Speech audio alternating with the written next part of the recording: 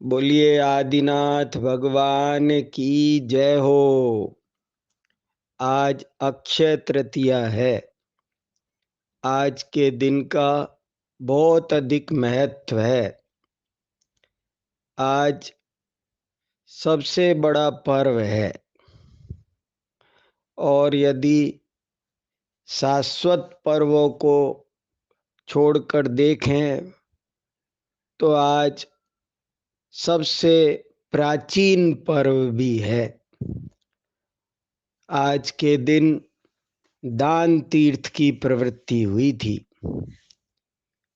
दो तीर्थ होते हैं, एक दान तीर्थ और एक धर्म तीर्थ। धर्म तीर्थ का प्रवर्तन तो इस पृथ्वी पर उस दिन हुआ था जिस दिन भगवान आदिनाथ को केवल ज्ञान हुआ था और उन्होंने समव शरण में जीवों को तत्व ज्ञान का उपदेश दिया था।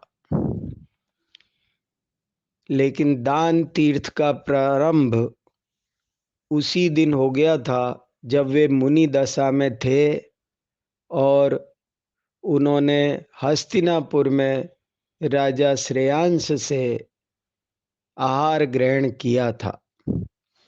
आज के दिन का इतिहास बहुत रोमांचक है। इसकी कहानी तो आप सब जानते ही हैं कि जब राजा ऋषभ देव मुनि हुए सबसे पहले, तो ये कोई नहीं जानता था कि निर्ग्रंथ दिगंबर मुनि कैसे आहार ग्रहण करते हैं। और लगभग 1 साल पूरा हो गया था लेकिन उन्हें आहार नहीं मिला था। वे आहार के लिए निकलते तो थे परंतु लोग विधि नहीं जानते थे, इसलिए उन्हें आहार नहीं मिल पा रहा था। आखिरकार आज के दिन राजा श्रेयांश को ये ज्ञान हुआ और उन्होंने विधि पूर्वक मुनिराज ऋषभ देव को गन्ने के रस का आहार दिया था। और इस घटना से पूरे लोक में हर्ष छा गया, जय जयकार होने लगी। भरत चक्रवर्ती ने भी राजा श्रेयांश का सम्मान किया। देवों ने भी पंचाश्चर्य किए और आज के दिन से ये दिन अक्षय तृतीया कहलाने लगा। आज के दिन को सभी लोग बहुत मंगल मानते हैं। कहते हैं कि आज अबूझ मुहूर्त है। आज बिना पूछे ही, मुहूर्त पूछे बिना ही कोई भी शुभ कार्य किया जा सकता है। वो अक्षय होगा, वो मंगल होगा। इसीलिए अक्षय तृतीया को पूरे विश्व की संस्कृति में बहुत महत्वपूर्ण माना गया है।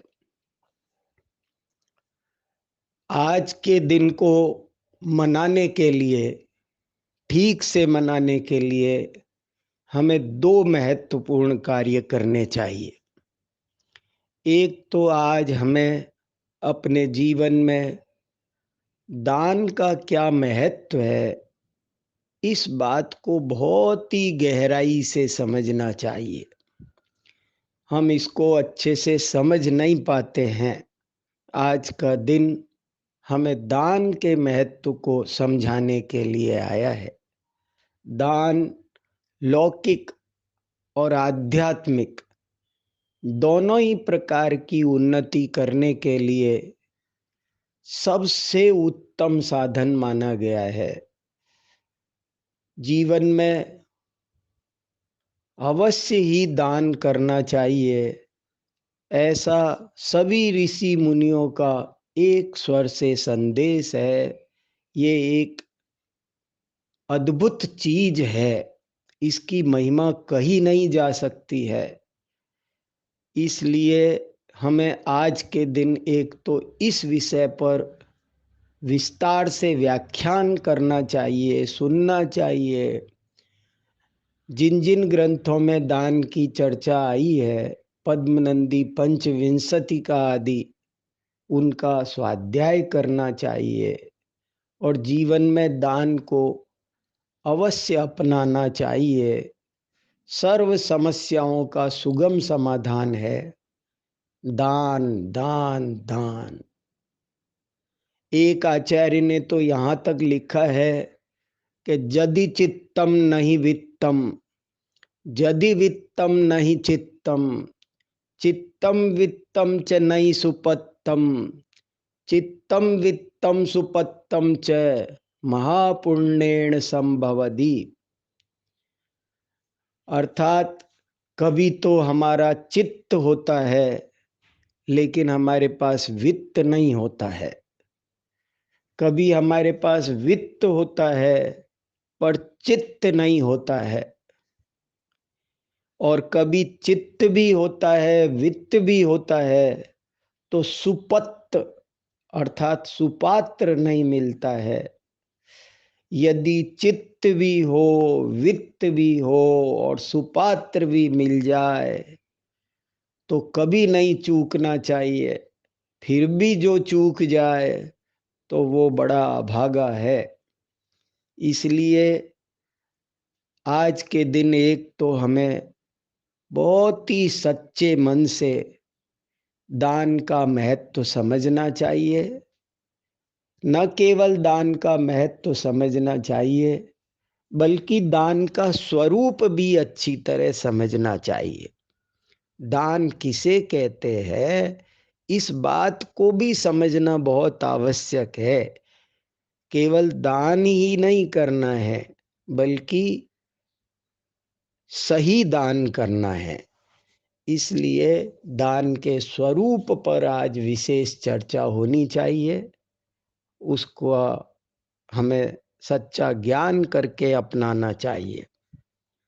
दूसरा, आज के दिन हमें भगवान ऋषभ देव का चरित्र और गहराई से पढ़ना चाहिए, पढ़ाना चाहिए। अपने बच्चों को भी उनकी कहानी सुनानी चाहिए।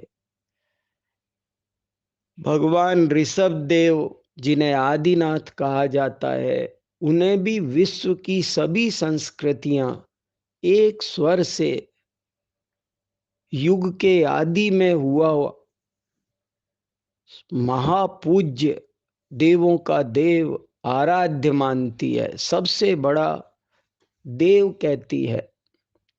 महादेव, भूतनाथ, प्रजापति, बाबा आदम, आदिनाथ आदि हजारों नाम इनके चलते हैं और इनका हमारे ऊपर अनंत उपकार है।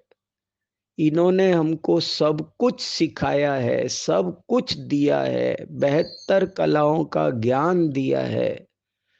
केवल मोक्ष मार्ग ही नहीं सिखाया, केवल आध्यात्मिक तत्व ज्ञान ही इन्होंने नहीं दिया, बल्कि हमें लौकिक जीवन की भी सुंदर कलाएं इन्होंने हमको सिखाई है। इसलिए भगवान ऋषभ देव का भी आज चरित्र पढ़ना चाहिए, पढ़ाना चाहिए, लोगों को भी सुनाना चाहिए। तभी हम अक्षय तृतीया पर्व को अच्छी तरह मना सकते हैं।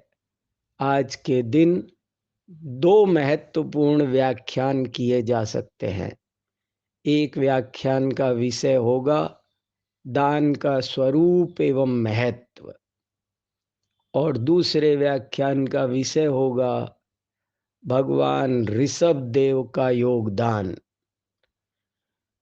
यदि हम इन 2 विषयों पर आज गहराई से चिंतन करें